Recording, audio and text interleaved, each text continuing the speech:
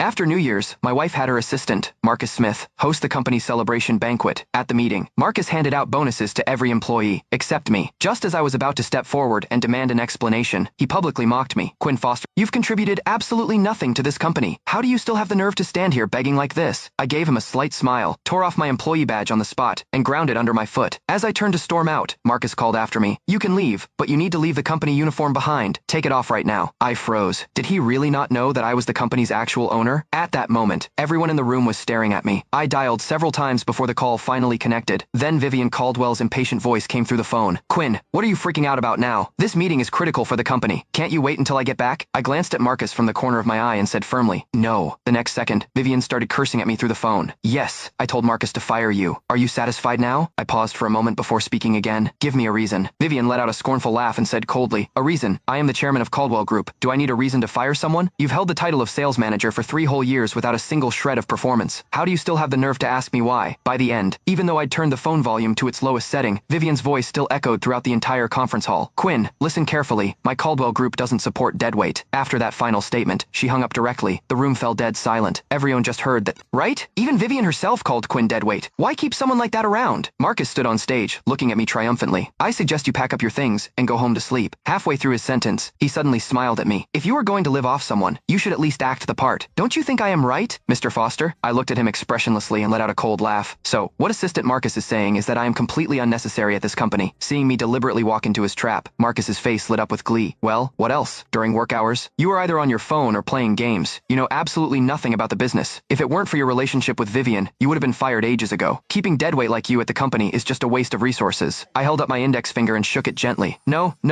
I think everything Marcus said before was correct, but there is one thing I disagree with. Marcus looked somewhat surprised at my confident tone. What don't you agree with? You don't actually think Caldwell Group can survive without you, do you? I gave him a slight smile, then nodded emphatically. You are absolutely right. If I leave the company, Caldwell Group will collapse immediately. As soon as I finished speaking, the previously silent conference hall erupted. Oh my God, this guy is so full of himself. Caldwell is a publicly listed company, one of the top 500 nationwide. How could it possibly collapse because of one little manager? Exactly. This guy just relies on being the chairman's husband. He has been lazy for years, doing no work but taking a salary for 3 whole years. He is so disgusting. How can people like this even exist? Pretty boy, freeloader, just go die already. The cursing around me grew louder and louder, but I didn't care at all, because every single word I said was the truth. The reason Caldwell Group went from a tiny company with just a few people 3 years ago to a publicly listed corporation with over 10,000 employees today was entirely because of me, or rather, because of the power behind me. It had absolutely nothing to do with the Vivian they kept talking about. Back then, Caldwell Group's founder, Gregory Caldwell, traveled all the way from Boston to New York just to beg me to marry his granddaughter, and he was holding a marriage contract.